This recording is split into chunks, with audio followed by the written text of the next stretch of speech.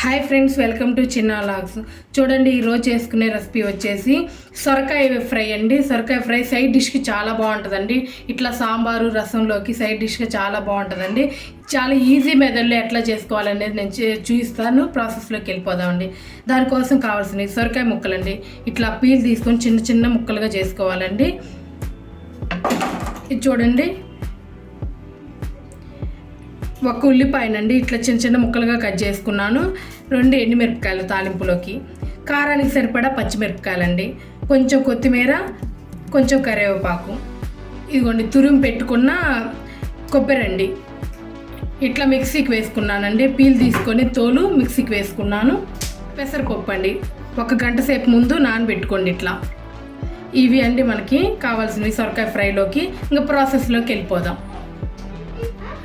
చూడండి, కళాయిని అయితే గ్యాస్ మీద కళాయిని అయితే పెట్టుకున్నానండి. కళాయి హీట్ చేసుకుందాం అండి. గ్యాస్ ఆన్ చేసుకుందాం అండి. చూడండి, గ్యాస్ ఆన్ చేసుకున్నాం కదండి. కళాయిని అయితే కొంచెం హీట్ చేసుకోవాలి. చూడండి, కళాయి అయితే హీట్ అయింది. 2 స్పూన్స్ ఆయిల్ వేసుకోవాలండి.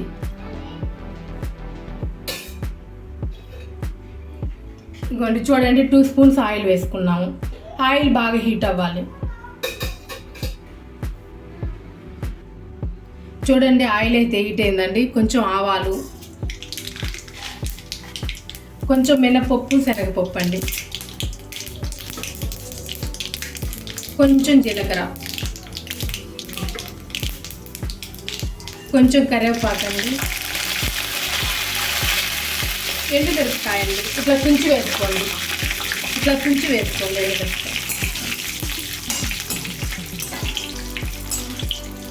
కొంచెం కలర్ వేయగాలండి.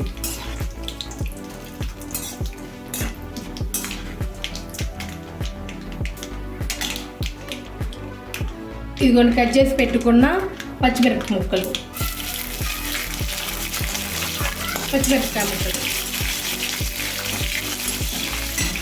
కట్ చేసుకున్న ఆనియన్,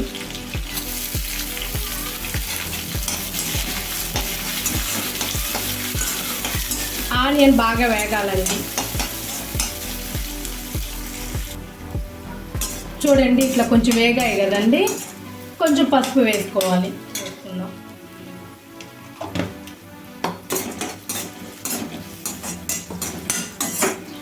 ఇప్పుడు కట్ చేసి పెట్టుకున్న సొరకాయ ముక్కలండి వేసేసుకుందాం.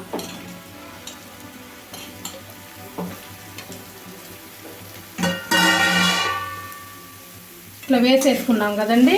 అన్నీ ఒకసారి కలుపుకుందాం. దీంట్లోంచి వాటర్ వస్తాయండి. వాటర్ వచ్చి అయిపోయిన తర్వాత మనం కొంచెం వాటర్ పోసుకుందాం అండి. ఫస్ట్ దీంట్లోంచి వాటర్ వస్తాయి. మూత పెట్టుకొని ఉడికించుకుందాం. 1 సెకండ్ పాటు ఇట్లా ఉడికించుకున్న తర్వాత కొంచెం ఉప్పు వేసుకుందామండి. కొంచెంసేపు ఇట్లనే మూత పెట్టి ఉడికించుకుందాం. ఒక్కసారి మూత తీసి చూద్దామండి. చూడండి, ఇట్లా మధ్యలో ఒక్కసారి కలుపుకోవాలండి, లేకపోతే అడుగు మాడుతుంది. ఇప్పుడు కొంచెం ఉప్పు వేసుకోవాలి. చూడండి, సరిపడంత ఉప్పు నేను 1 స్పూన్ అయితే వేస్తున్నాను. సాల్ట్ వేస్తున్నాను.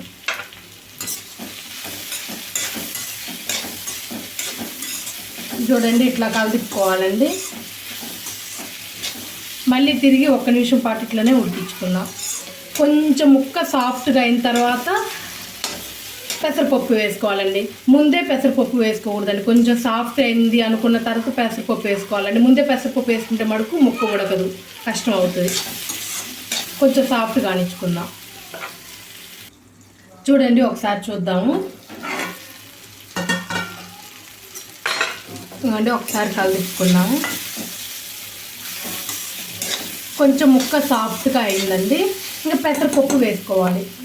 నీళ్ళు మొత్తం వంపుకున్నాను. పెసరపప్పుని 1 గంట ముందు నానబెట్టుకున్నాను చెప్పాను కదండి. ఆ పెసరపప్పు మొత్తం వేసుకోవాలి. పొట్టు లేని పప్పు అండి. కలుపుకుందామండి 1 టైము.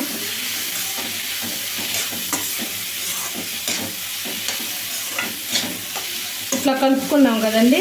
కొంచెమే వాటర్ పోసుకోవాలండి. దీనికి మరిన్ని వాటర్ అయితే అవసరం రాదు. చూడండి, కొంచెమే పోసుకున్నాం. ముక్క కూడా మునగకూడదండి. కొంచెం వాటర్ పోసుకొని ఉడికించుకోవాలి. కొంచెం కొంచెంగా పోసుకుంటా ముక్కను మడుకు ఉడకనివ్వాలండి. మరిన్ని పోస్తే మడుకు ముక్క మొత్తము చిదరం అవుతుంది, బాగుండదు. మనకు ఫ్రైకి కదండి, ఇట్లా ముక్క విడిగా ఉంటేనే చాలా బాగుంటుంది. ఇదిగోండి కొంచెం పోసాను కదండి, ఉడకబెట్టుకుందాం. మూత పెట్టేసుకొని ఉడకబెట్టుకుందాం. చూడండి ఒకసారి మూత తీసి చూద్దామండి. ముక్క మడుకు తినటానికి బాగా సాఫ్ట్గా కావాలండి. ఒక్క చుక్క నీళ్ళు అవసరమైతే వేసుకోండి, కానీ ముక్క సాఫ్ట్గా ఉంటే బాగుంటుంది. ఉడికిందో లేదో ఒక్క ముక్క తీసుకొని చెక్ చేసుకుందామండి. ఒకసారి చూద్దాం. ఇంకా కొంచెం ఉడకాలండి. ఇంకొంచెం సాఫ్ట్గా అయితే చిన్న పిల్లలు తినడానికి కూడా చాలా బాగుంటుంది. ఇంకా కొంచెం ఉడకనిద్దామండి. నీళ్ళు అవసరమైతే మటుకు ఒక చుక్క చల్లుకోండి, అంతే, పోయొద్దండి. ఒక చుక్క ఇట్లా చేతితో ఒక చుక్క ఇట్లా చల్లుకోండి.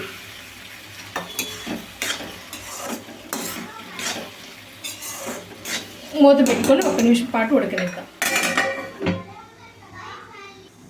చూడండి ఒక్కసారి కలిదిపుకుందామండి, లేకపోతే అడుగు మాడుతుంది.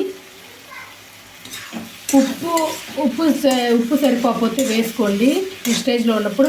నాకైతే కొంచెం సరిపోలేదు, నేను కొంచెం వేసుకుంటున్నానండి.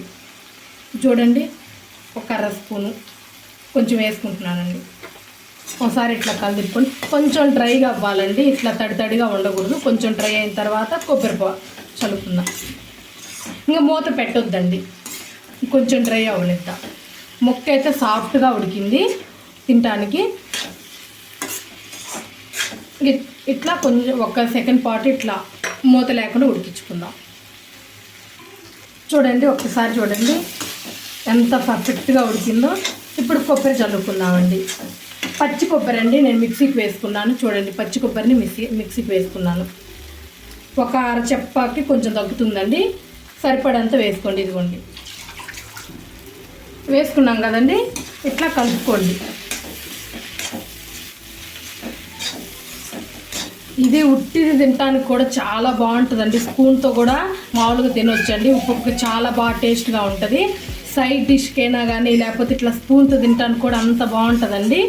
సరిపడని పచ్చిమిరపకాయలు వేసుకోండి. మనం కారం ఏమి వేయమండి, పచ్చిమిరపకాయలు ఎండుమిరపకాయలేనండి వేసేది. ఇది చూడటానికే కాదండి, టేస్ట్ కూడా చాలా బాగుంటుంది. ఒక్కసారి అయితే చేసి చూడండి. ఇది కొంచెం కొత్తిమీర చల్లుకుందాం. ఇట్లనే ఒక్కసారి చేసి చూడండి. చేసిన తర్వాత మనకు ఖచ్చితంగా కామెంట్ అయితే చేయండి.